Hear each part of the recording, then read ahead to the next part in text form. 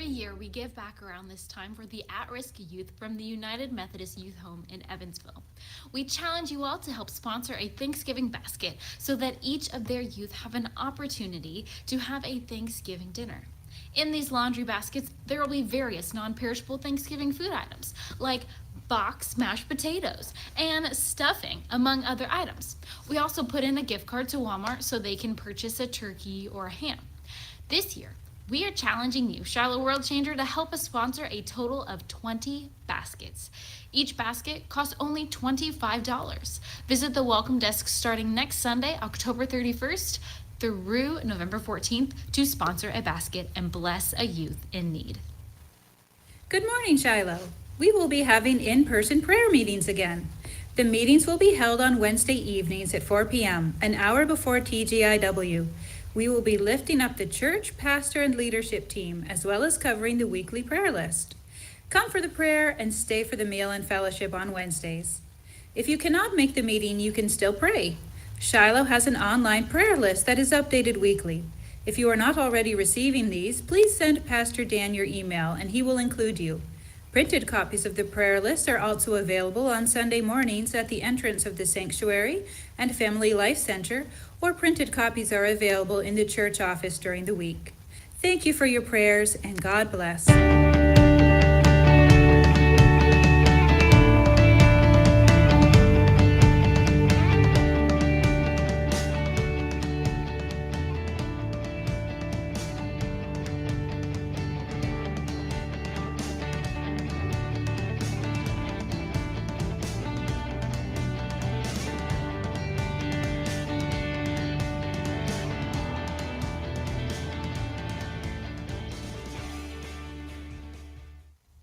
Every year, we give back around this time for the at-risk youth from the United Methodist Youth Home in Evansville.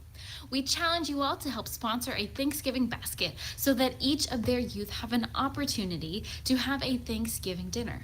In these laundry baskets, there will be various non-perishable Thanksgiving food items, like boxed mashed potatoes and stuffing, among other items. We also put in a gift card to Walmart so they can purchase a turkey or a ham. This year, we are challenging you, Shiloh World Changer, to help us sponsor a total of 20 baskets.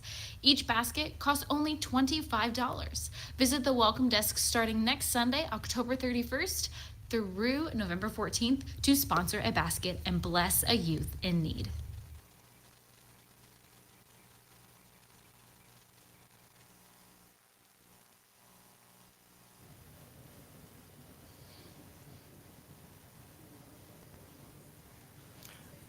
Good evening, everybody. Welcome back after your fall break.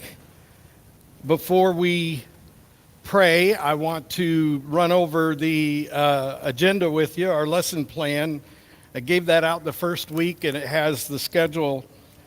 As it stands, our last Wednesday evening together before winter break is November 24th, which is the Wednesday night before Thanksgiving. How do those present feel about that? Do you want to be here on the Wednesday night before Thanksgiving for an hour? Make yourself easy to. I see a moderate shake of the head back there. You know, you yes, no?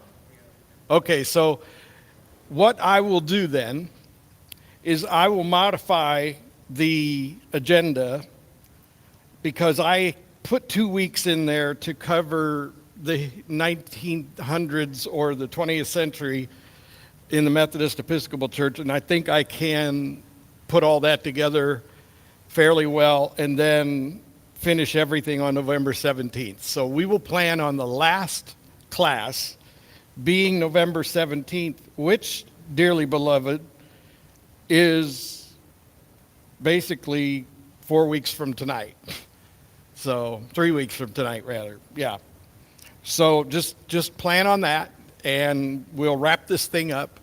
And for what it's worth, I was talking with George, and when we come back in January, we're going to change the format considerably. I'm going to do a 15 or 20 minute, instruction. We haven't really picked a topic yet, but I'm going to rely on you all to suggest some things.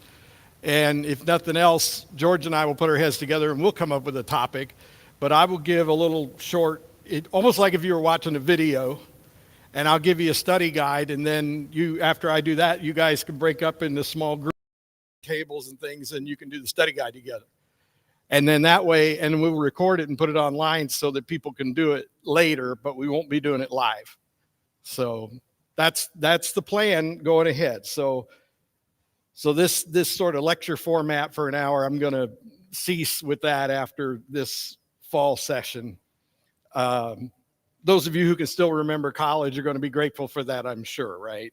But okay, tonight is lesson 8. We're going to talk about John Wesley and the beginnings of Methodism. And so I'm sure some of you are relieved that we're finally starting to narrow this down and get it to the place where we are.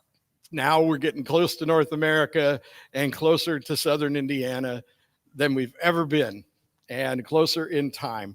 Last week I mentioned to you the Puritans and their impact, but interestingly, at Thanksgiving time, we tend to think of the Puritan pilgrims and their buckle hats and shoes and all of that. And I think Puritans get a bad rap because we tend to think of them as the people who burned witches in Salem and all that. But the truth is, the Puritans were a precursor to the Great Awakening. They were the ones who said, enough bloodshed already, enough arguing over religious institutions. Let's get back to the heart of the matter. And so they were a group of British people who, partly because of their devotion to getting it right, got on the Mayflower and came over here and tried to establish something purer still than had been achieved up to this point. I have this book I mentioned to you 2 weeks ago called The Valley of Vision, which is a collection of Puritan prayers. The printing house for I'm trying to think of what you'd call them, because there's still a modern iteration of Puritanism. I mean, there are still churches that ascribe to Puritan ideals, and their printing house is called Banner of Truth. So I like the Puritans. They fascinate me. These prayers are so beautiful. This title, The Valley of Vision, comes with its own prayer. I'm going to read that to you as a sort of opening prayer. Lord, high and holy, meek and lowly, thou hast brought me to the valley of vision, where I live in the depths, but see thee in the heights. Hemmed in by mountains of sin, I behold thy glory. Let me learn by paradox that the way down is the way up, that to be low is to be high, that a broken heart is a healed heart, that the contrite spirit is a rejoicing spirit, that the repenting soul is a victorious soul, that to have nothing is to possess all, that to bear the cross is to wear the crown, that to give is to receive, that the valley is the place of vision. The Lord, in the daytime stars can be seen from deepest wells, and the deeper the wells, the brighter thy stars shine. Let me find thy light in my darkness, thy life in my death, thy joy in my sorrow, thy grace in my sin, thy riches in my poverty, thy glory in my valley. I will recommend this book to you if you would like to have a more serious prayer life. This is like reading the Psalms out loud, but they're more contemporary and in one sense. And I really enjoy reading these out loud. They really make me feel good. And as you can see, mine's got lots of little bookmarks and dog ears in it because I love it that much. So I recommend this book of Puritan prayers, The Valley of Vision. And it's easy to get. All right. So here's the timeline we're looking at this week. We are basically covering a period that starts around 1650 and pretty much ends at 1800. There are parts of this history that you will not remember because you were there, but it will be in your memory because this is stuff you got in school. And so some of this you will know, even though it's not going to be on our topics. For example, if you took some basic courses in college or advanced courses in high school, you may have heard of Blaise Pascal. You may have heard of, I'm sure you've heard of Isaac Newton, but maybe you've heard of John Locke, Voltaire. Some of these people, a place I lived several years ago, not far from here, out in the country in an old building that had been repurposed many, many times and looked for all the world like an old haunted house, had a sign out in front of it that said, the Sullivan County Voltaire Society. Imagine that.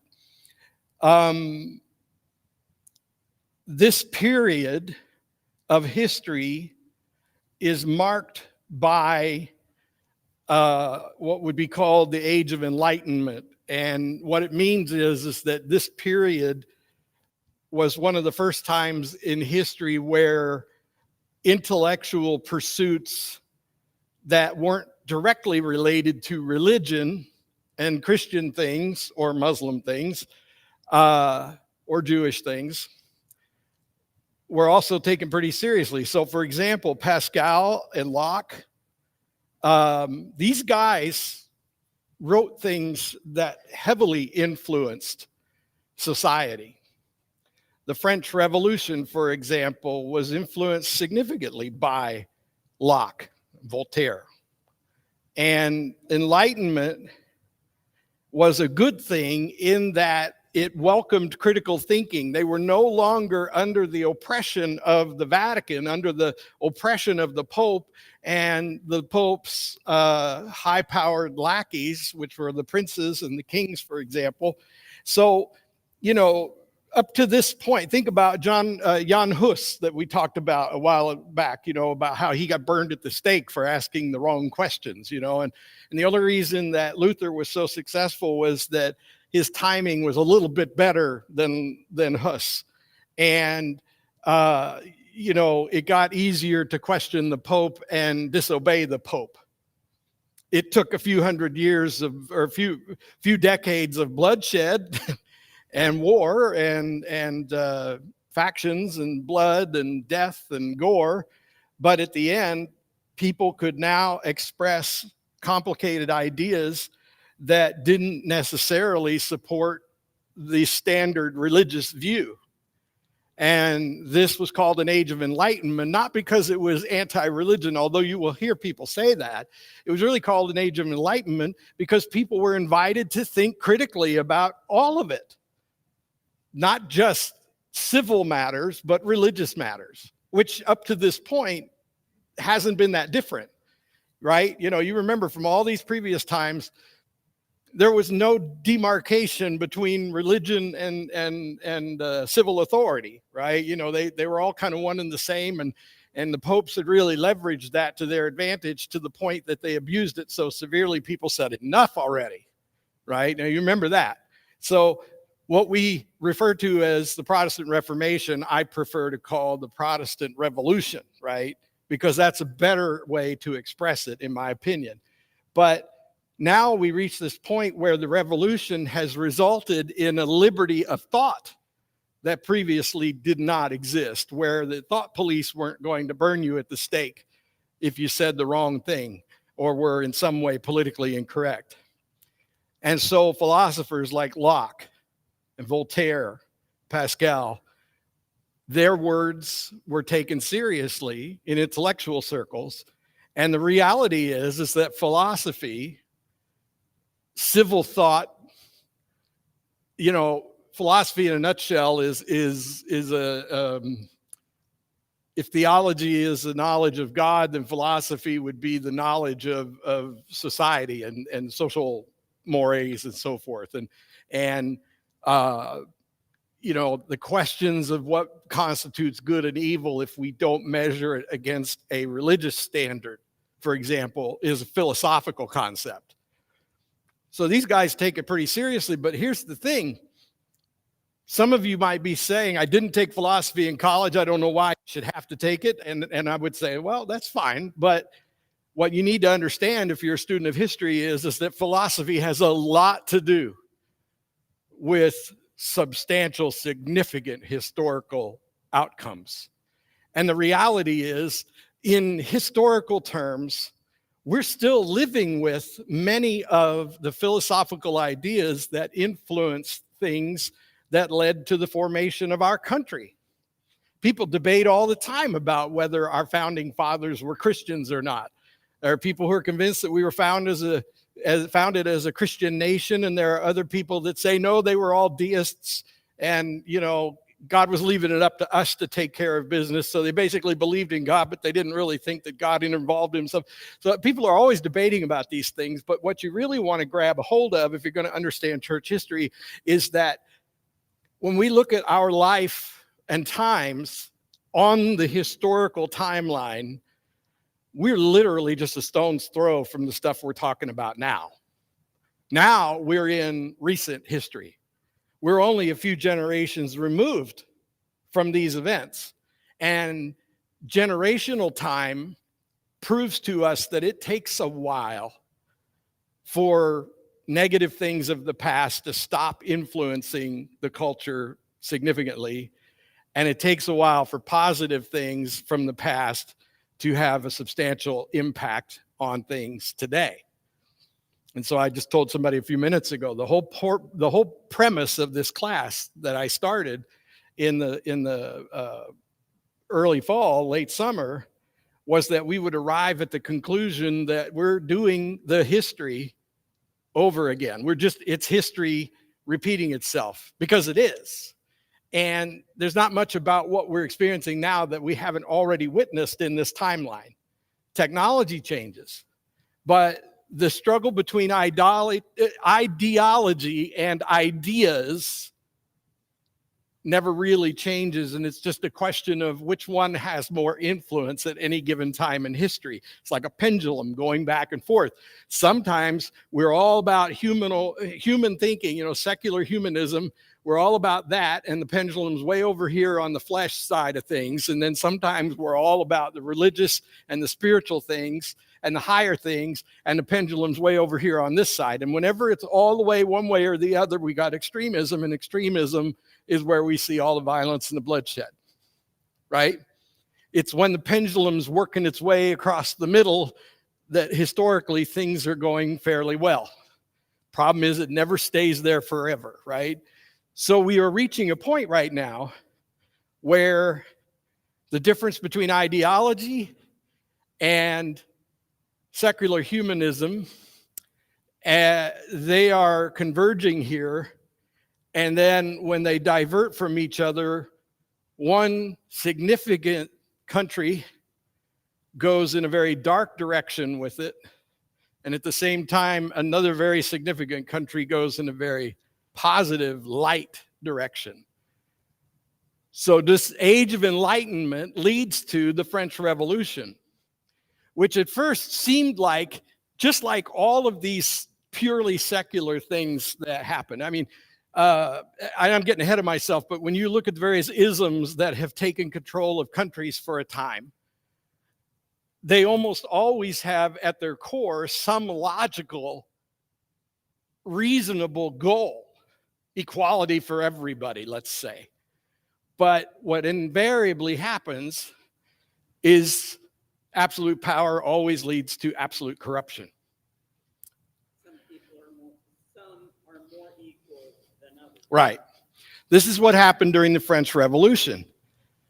They had every right to be fed up with their royals. The people are starving. The royals are living these incredibly lavish, ridiculously silly, expensive lives. I mean, the disparity is unreal. And the people are, to some extent, so inbred that they're a little bit nuts, the royalty, right? So inevitably, the people of the commoners, they say, enough already. So they storm the Bastille, and they develop a court of justice based on Enlightenment and purely philosophical terms, right? Not religious, but philosophical. They're going to have a perfect humanism.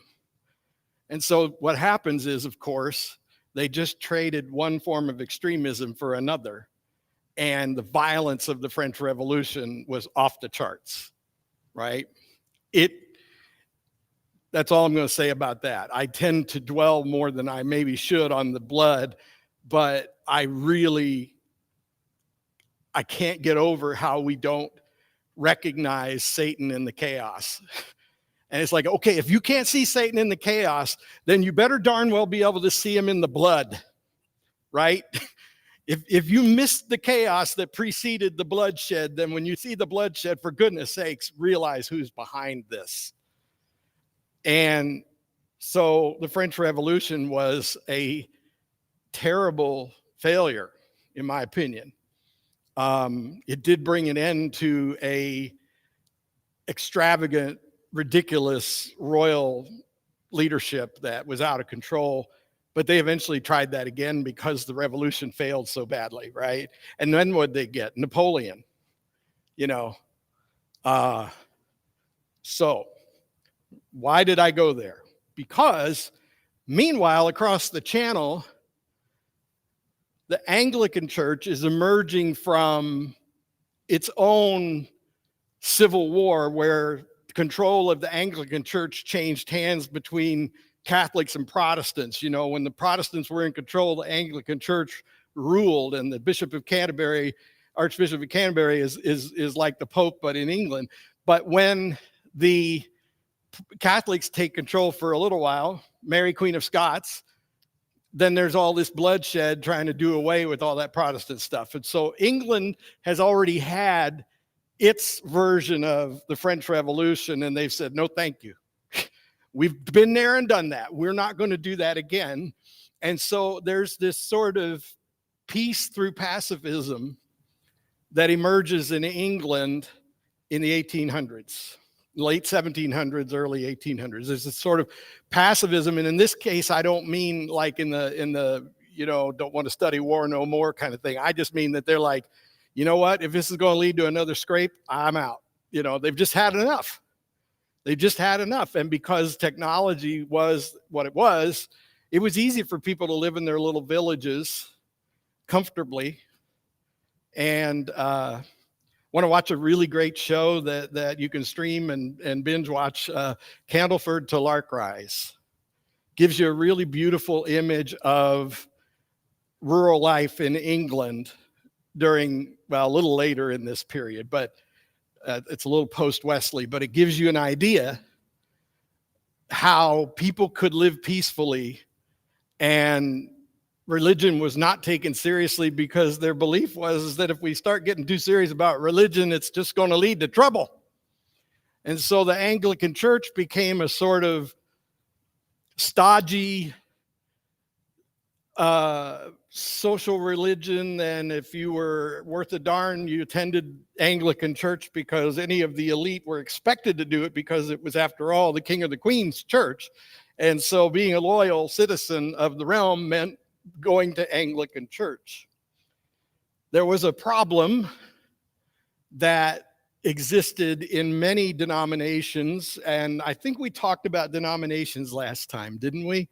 Denominations emerged out of Protestantism, and the way to think of it is that the Catholic Church viewed everyone who wasn't Catholic as Protestant, and around here they still do, right?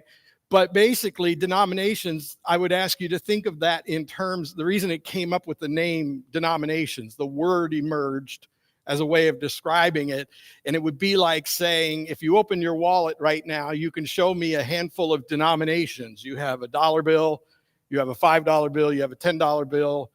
George has probably got 4 or 5 Abraham Lincolns and a handful of Ben Franklins. And, I'm joking. But you would say that those were denominations, right? Quarters, dimes, nickels, they're denominations. So they're all one currency, but they're denominations within that currency. So that's where we got that term, by the way. Word nerd moment, right? So what we've got then is a church that is cold, and intentionally so, because they don't want fanaticism.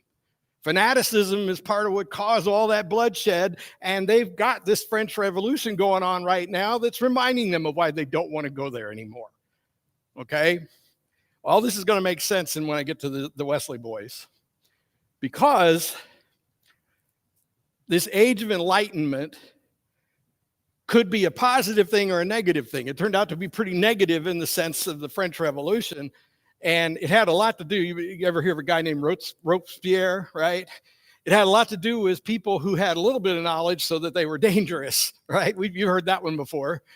You're just smart enough to be dangerous, but so is my German Shepherd, And what happens eventually is that people outthink him. And it turns out he wasn't the smartest guy in the room. He just thought he was. And then Robespierre ends up being a victim of his own system, right? So that's what intellectual enlightenment did in France. But in England, it led to a sort of passive non-resistance to religious ideas. It's like, okay, you can think what you want to think. I'm going to think what I want to think. But there was one thing that they really did not care for. And the word they would use in those days is enthusiasm. And we're going to see this word a lot over the next few weeks. So just keep that in the back of your head. We call it they call it enthusiasm. What we would call it is fanaticism, right? But it meant the same thing. They wanted people to be stoic, stodgy, dignified, sophisticated, and we would do religion that way so that we could avoid the fanaticism that led to so much pain and suffering. In itself, not a bad thing. Actually, during the Russian Revolution, they kept the church around and they kept the mosques around in places where that was the practice. They just got rid of pastors and imams that they thought to be a little too enthusiastic because they knew people needed religion. They just wanted religion that didn't challenge the government. So they get rid of the firebrands. They get rid of the lightning rods. And remember, history repeats itself regularly. So what happens at this end of this Enlightenment era is people are utterly disillusioned with what happened in France. And so much of the thinking in England is, well, you saw what happened over there. We don't want to go there, right? That makes sense, doesn't it? Think like British people. London's not that far from Paris, and they're thinking, we don't need that here. And so they are not violently opposed to people who are trying to make religion a little more enlivened, but they're watching very carefully. Now, John Wesley and his brother George were two of many, many children. And when you go into the history of the Wesleys, there's a temptation, and believe me, I suffered through it, to try to explain all their childhood and their upbringing, but I'm not going to do that. Our goal is to get from the apostles to Shiloh, so we're going to race right past their childhood and all of that. The thing you need to know is that Samuel and Susanna Wesley had lots of children, and Susanna was a brilliant woman who did all of their homeschooling herself, and these kids knew how to speak 3 languages by the time they were 5 or 6. All right? They read Latin and Greek. English, of course. They were familiar with well-known literature.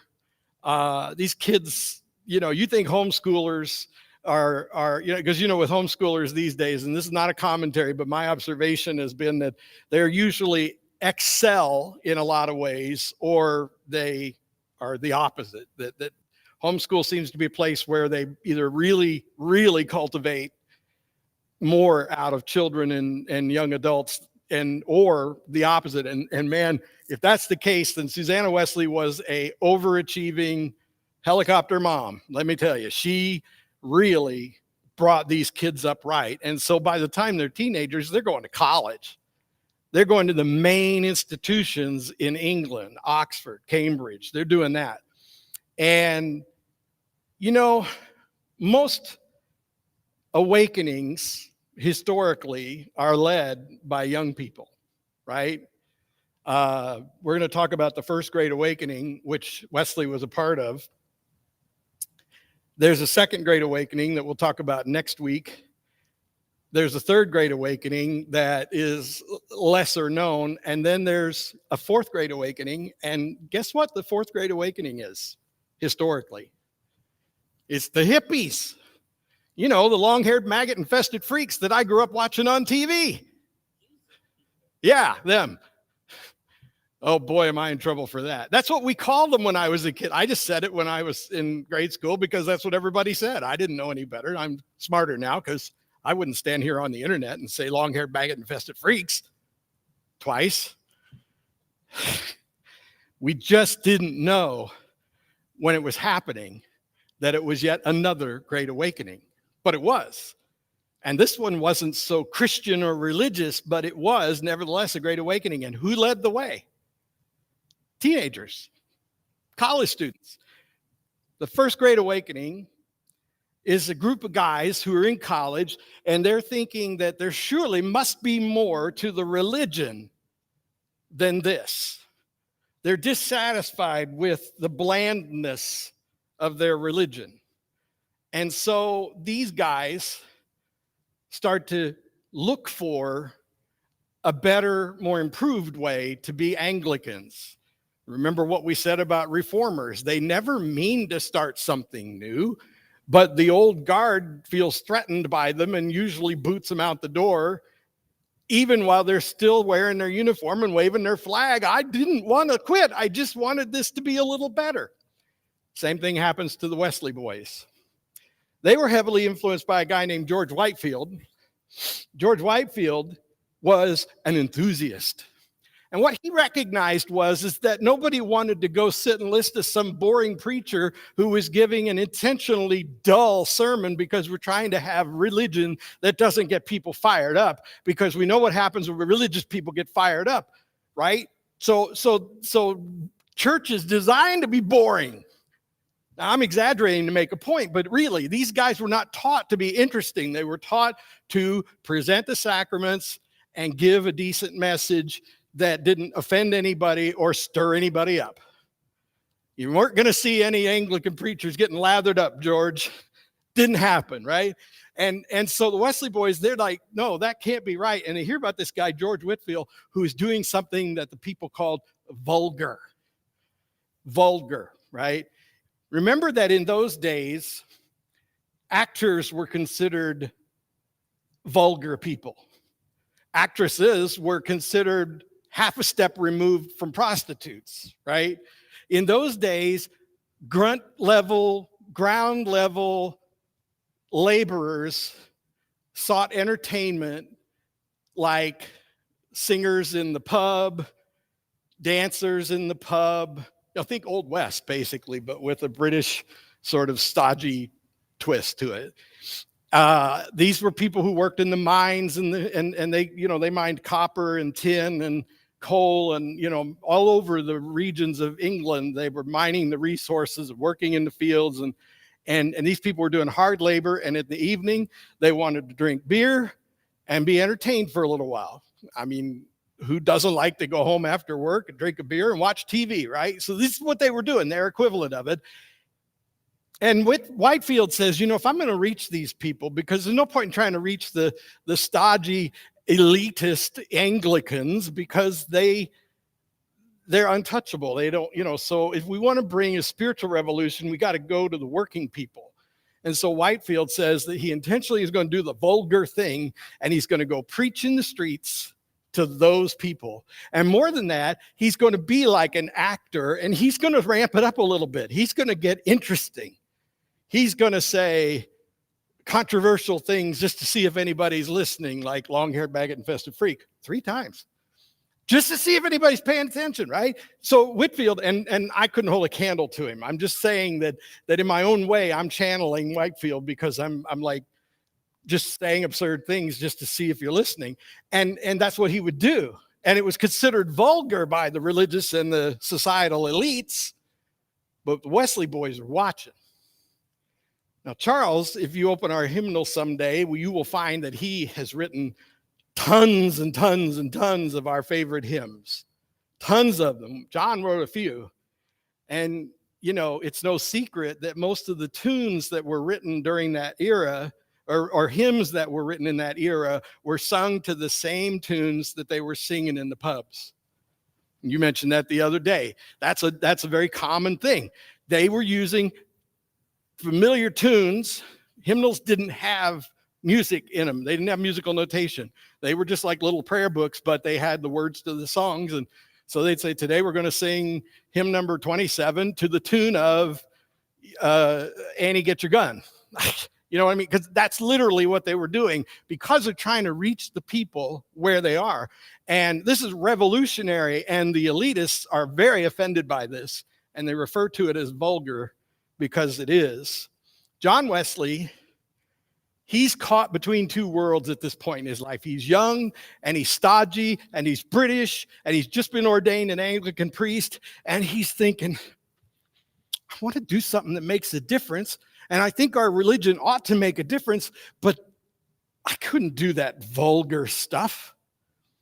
So he decides, and George goes with him, to go to America. So they go to Savannah, Georgia, and they're going to reach the natives. They're going to talk to the Indians, and they're going to bring those people around, because you can, take these completely ignorant savages and you can bring them around.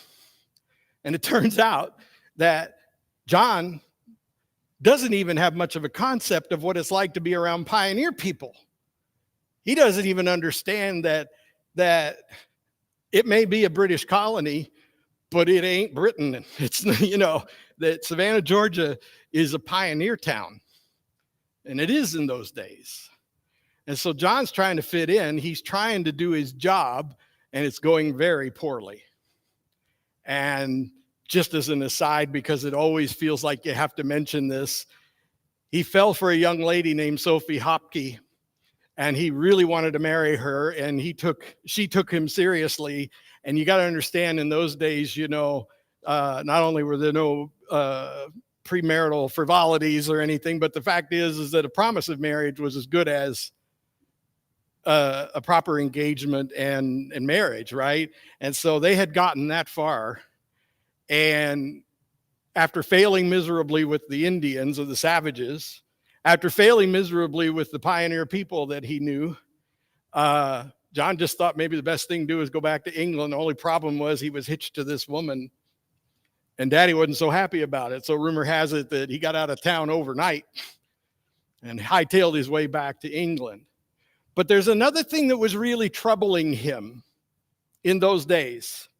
You see, on the way over to Savannah, they had experienced terrible storms, and he was terrified and sure of his own death, and not at all sure that his faith or his religion had done anything to get him right with God so that he could anticipate heaven. But there were these Moravians on the boat who were calmly singing songs and praying together and trusting God for their fate, whatever it was. And these people really had a profound impact on him, and it really messed with his head. Now, Moravians, let's see, I wrote it down. They were people who, I know I wrote this down. The Moravians were people who possessed a certain pietism, or they were like the Puritans. They were a brand of Puritans, basically. But they were probably at the time closer to what we might think of Quakers, being like, kind of like that, Friends Church kind of thing. And the spiritual life was the thing. And so when he got back to England after this experience, he went into a funk for a while. As you can imagine, he was pretty burned out by the whole missionary failure and all of that, and troubled by his feelings of inadequacy, and struggling with whether or not vulgar, enthusiastic religion was for him. And he and his brother and some friends had started a holy club that they They called it that, but they were really just trying to figure out how to make the religion ramp up their faith and make it, they were trying to find a way to make it real. In other words, I'm going to jump ahead here for a minute because your old preacher says this quite often. They were doing church without the Holy Spirit. They were practicing their religion, but their spiritual nature had not changed. They were humanizing the faith in Christ that they preached and believed, and could not understand why they did not feel assurance. They couldn't figure out why the Moravians had this sense of assurance that they lacked, because they believed all the same things, and so they couldn't make the connection. And it really drove John Wesley crazy, so he kept hanging out with the Moravians. And one night at Aldersgate Street, he was attending a Moravian Bible study, and at that moment, John, in the his words are that his heart was strangely warmed, and he felt a profound sense of assurance that his sins were forgiven and the Spirit was set free. May 24, 1738. For Methodists, this is a big day. Wesley's Aldersgate experience is when he experiences assurance, when he knows in his heart that he's saved by God's grace, when he knows in his heart that all of his effort to make himself righteous through religious activity is meaningless if not first having been saved by God's grace and then born again in the Holy Spirit. And so from this moment forward, Wesley is a Holy Spirit man. He's a holy roller. He realizes that if you don't have the Holy Spirit, then it's just an exercise in religion. And this is a transformational moment in Wesley, but it also led him to be more bold, more vulgar and enthusiastic, and it separated him all the more from his church of origin. And of course, his father Samuel was an Anglican priest, and his father Samuel really disapproved of everything that Wesley was doing. So much so that after his father died, and Wesley was away at the time, John Wesley went back to his father's burial place and preached a sermon for 2 or 3 hours from atop his father's crypt. So he was no longer afraid of what people thought. He only desired to serve the Lord and to do it with the Spirit, with the Holy Spirit driving his efforts. He was, I knew it was in my notes. Moravians were a Protestant church founded in Saxony, and they were immigrants from Moravia, which is why they were called that. Those were followers of Jan Hus, who was a Czech, Czechoslovakia. Okay. So after the Aldersgate incident, John and Charles are fired up, and this Wesleyan movement is now on fire. And as a part of the Great Awakening, it is burning up the countryside. And part of the reason it's burning up the countryside is because they're not preaching to rich, stodgy Anglicans. They're preaching to working class people.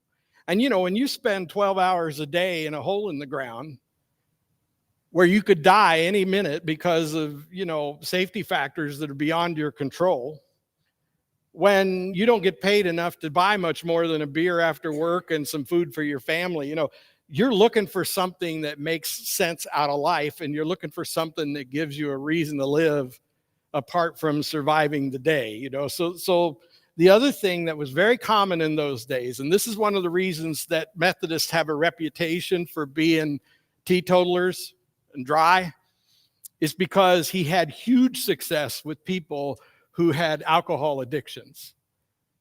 These people were drinking their cares away because it was the one thing that they could do. And he offered them something to devote their lives to that valued sobriety. And so this was one of the things that he did to, change the world, really, because he was going to these working class people and establishing these societies. And he called them societies because he still considered himself an Anglican. And so he didn't want to establish churches because that wasn't his job as far as he was concerned. He was an Anglican priest, And his belief was that he would establish these societies, and then through that experience, those people would then go back to the church and change the church. Some of you have attended the Walk to Emmaus. Some of you have known kids who are in, almost said campus life, but it's young life around here. And although it doesn't look this way, what's supposed to happen is that those groups are supposed to fire you up and send you back to your local church so you can help change the nature of your local church. And that was what Wesley wanted. So he didn't want to create new churches. So he called them societies because he was basically making little holy clubs wherever he could. But then he realized that people were ignorant. They didn't know what they didn't know. And so he created classes. But, you know, when you tell somebody, hey, buddy, I don't know how to tell you this, but you're about as dumb as a box of rocks. And if we can't get you educated, then this is going to get to a certain point and it's never going to get further. But you couldn't do that. So he created bands. Now, a band in those days was not, you know, the one in your garage. A band was a small group. So he originated the idea of small group ministries that fed the church. And so small groups met in order that people could have a relational interaction around the fundamentals of the faith. And then they had classes where they actually got instruction from certified instructors on religious matters, and more than that, the Bible.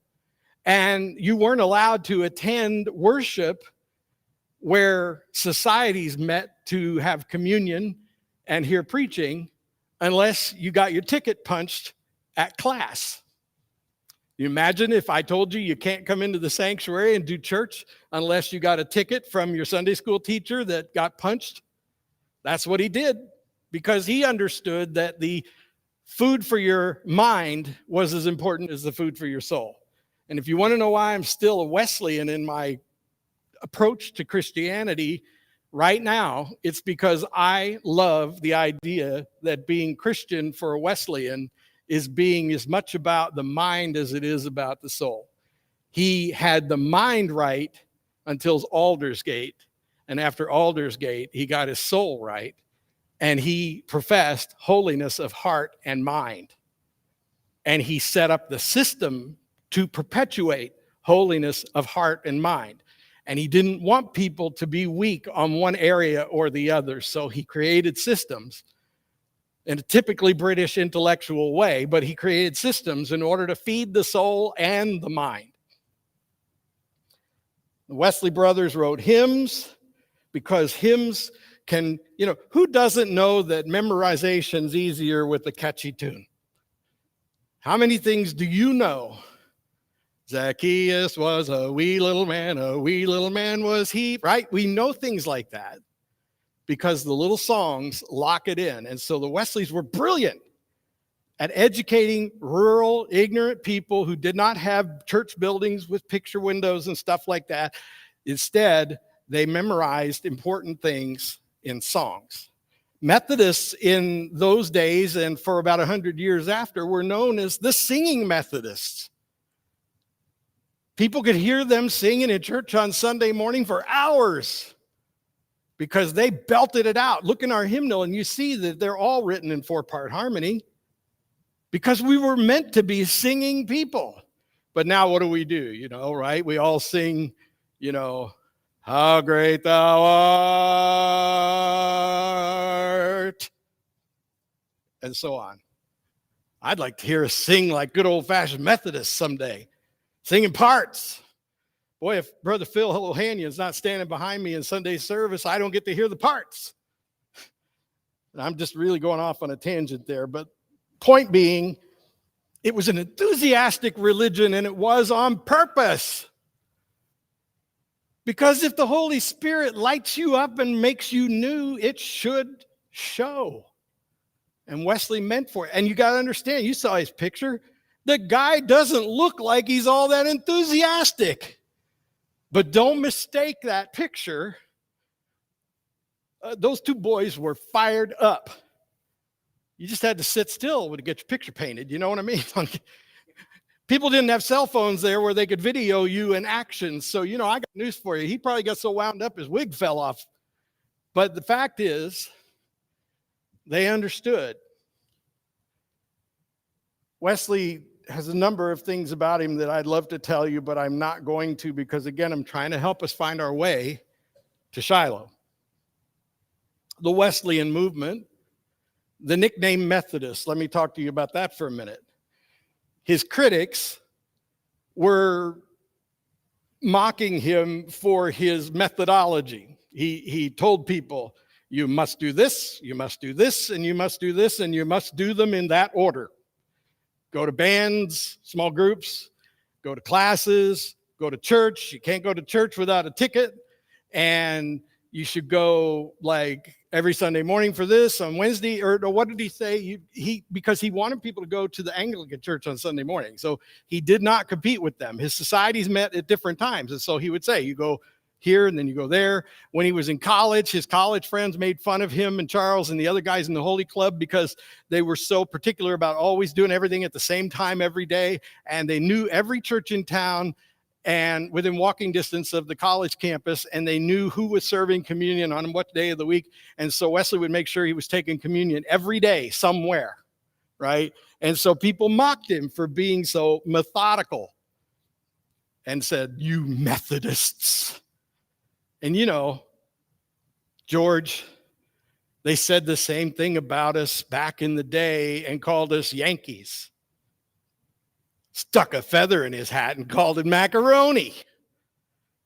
Low-life scumbag pioneer, no good something or other, puts a feather in his hat and thinks he's elite like me, a British royal or British elite. And you know, what do we call ourselves now? Well, who's the best baseball team? George knows. Yankees. Who's best church in town? Methodists. But it started out as an insult. Isn't that funny how that always happens? Yankees was an insult. Methodist was an insult. Now that's what we go by. And that's where we got the Methodism that crossed the ocean and firmly got planted in the American colonies. And in the American colonies, the people that Wesley, he did go back there, but instead of trying to do it himself and recognizing that he wasn't the man for the job, it's another reason I admire Wesley and his style, is if you want to see something done, surround yourself with people who are good at the things you're not good at. You know, if you're really going to be a powerful leader, if you're going to be an effective leader, then you have to be humble enough to know that you can't do it all yourself or it'll never get any better than you. So that's what Wesley did. That's what I try to do. Find people who are good at the things you need done well and celebrate their success. Give them every help you can to succeed, because if they win, you win. Wesley did that in America. And when the Revolutionary War came, Wesley made a bold decision that permanently separated him from the Church of England, although legend says he died, or he was buried with his priestly robes on, because he never considered himself not an Anglican priest. But the Church of England said, nah, we disavow you. We don't want anything to do with you anymore, because he decided that he could ordain his lay preachers when they when they met certain requirements, he would ordain them. And he felt this was a particularly important thing, as he had to leave America behind because of the Revolutionary War, and he was a loyal subject of the king, and therefore he was going to stand with England. But he loved the Methodists in America, and so he gave them leaders and he ordained them so that they could keep it going in his absence. And because he did that, even though he wasn't a bishop in the Anglican Church said, we're done with you. But through that, we got a guy named Francis Asbury and Thomas Coke. And Francis Asbury and Thomas Coke are the guys that we're going to open with next week, because they're the guys that bring us American Methodism and so close to Shiloh. Next week, we're going to be able to see Shiloh from there, because Asbury trained people like Peter Cartwright, and Peter Cartwright worked the Ohio River, and at least 3 of the churches I've served in my past, including this one, can trace their roots back to Peter Cartwright. So we're really close. We can see Shiloh from where we're going to be next week. but we're only going to glance at it in passing and then come back to Shiloh the next week. Okay, so we're really, really close.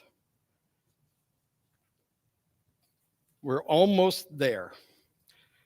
And next week will be, I will try to begin compressing the extra class into next week and the following week so that we end up where we want to end up. We will try to finish at, I'm going to say, we will try to finish at 1967 by the end of next week. Does anybody remember where we started? Year zero. So we've covered, by end of next week, we will have covered 1,967 or so years. Pretty amazing when you think about it. I don't know about you, but when I finish these series, I always feel this sense of righteous exhaustion and satisfaction, because it's like, wow, we did it. You remember when we started and I said, I don't know if I can do this. This is crazy. But the key has been to follow the one thread, to say we're trying to find the way from the apostles to Shiloh. So that's what I've done to keep myself sane. And we've gotten to North America now. So all we have to do is establish how the Methodist Church happened in America after the Revolutionary War, independent of the Anglican Church and even Methodists in England, and how that led to, guess what? The same thing that happened in England. If I tell you this now, with a couple of minutes to spare, then I don't have to tell you this next week. Because basically, what happens in America is once the revolution's over, we have a uniquely American version of Methodism, but they use all the same techniques that work for the Wesley boys and their circuit riding pastors. And so what do? The Methodists are all over the countryside, all the way to the border of the frontier, which is now just a few miles from here at the Wabash River, right? At this point in American history, the wild frontier is on the other side of that Wabash River. And we're in the Indian territory here, right? That's why we got our name. So the Wesley's circuit riders in North America are way more courageous. Not that the guys in England weren't bold, but those guys didn't have to travel across uncivilized land. The American Wesleyan Methodist circuit riders, they were establishing churches and societies in pioneer places that were wild, and many died. And the heritage of the circuit riding pastor is rich in that way, with the courageousness and the blood and the boldness of those guys. And Peter Cartwright was an amazing guy. We'll talk next week about camp meetings. And we'll talk next week about how Methodism in the East and the North looks a lot like the Church of England and in the big cities like Chicago, but Methodism out here in the countryside, in the rural areas, looks a lot more like something else that is emerging out of the revolution, which is the Evangelical Association and the United Brethren of Christ, which will eventually be called the EUB, the Evangelical United Brethren. And in 67, EUB and Methodist merged to create what we call ourselves now, United Methodist. So at the same time, right around 1800, all of these Wesleyan proteges are going out across the countryside and may not all call themselves Methodists, but they're all doing the Wesleyan way and establishing churches everywhere. And there's a clear difference between the rural churches and the big city churches. And when the Civil War comes, that's a big problem. That's a big problem. Okay? I'm just trying to cover a little extra ground so I can pick it up next week a little further down the road than I expected to be, right? So you'll see that that's what happens by the time we get to the Civil War, 1862, actually around 1848, there's already a clear issue between the North and the South. And it's most evident in the churches because Eastern Methodists act more like Anglicans, and they like it that way. And I mean, they act more like Anglicans because Wesley probably wouldn't have approved of their stodginess and the pew purchasing and all this jazz. Meanwhile, the Southern Methodists and the rural Methodists in places like Indiana, man, they are rocking it. They're singing the bells. Bells are ringing. They're singing the doors off the hinges. They are having a good old time. They're converting everybody. Brown, purple, green, white, they don't care. Everybody's coming to Jesus at Methodist Church. And the only thing they got to do is work faster than the Baptists. And that's why we got little white churches everywhere around here, right? And this problem of slavery comes up. And we'll talk about that next week, because a guy named William Wilberforce leads an incredible effort to end slavery officially in England. And Wesley is so moved and influenced by Wilberforce. And a guy named John Newton, you know who that is? Amazing grace, how sweet the sound. A slave trader who converted wrote Amazing Grace. And John Newton influenced William Wilberforce, and they ended slavery in England. And Wesley responds by saying, we're going to end it in America too. You will not be Methodists if you have slaves. And at that point, in 1848, we end up with a division between Southern Methodists and Northern Methodists. Okay? And of course, after the Civil War, the Southern Methodists are devastated by the war. Their churches have been burned, they're broke, they got no money, and they hate the blacks. And there's a lot of black Methodists. So in order to save the blacks from the hatred, Ku Klux Klan, stuff like that, the Northern Methodists declare a central conference, or basically an African Methodist church. And those people live in constant fear because the Southerners who are Methodists, they stopped singing with joy and rocking their little church buildings. Now they just want to rock the churches that have black people in them. And the United Methodist Church is still a pipe dream, because we have at this point about 5 variations of what Wesley started. And eventually, about 1939, it all starts to meld into one thing. And in 67, it melds a little bit further, and then it deteriorates after that, in my humble opinion. And now it's time to give George the microphone. I hope you have found this enlightening, but don't let enlightenment go to your head, or you'll be just like those ignorant French revolutionaries. Ha, ha, ha, ha. That's the arcane humor of the historicists.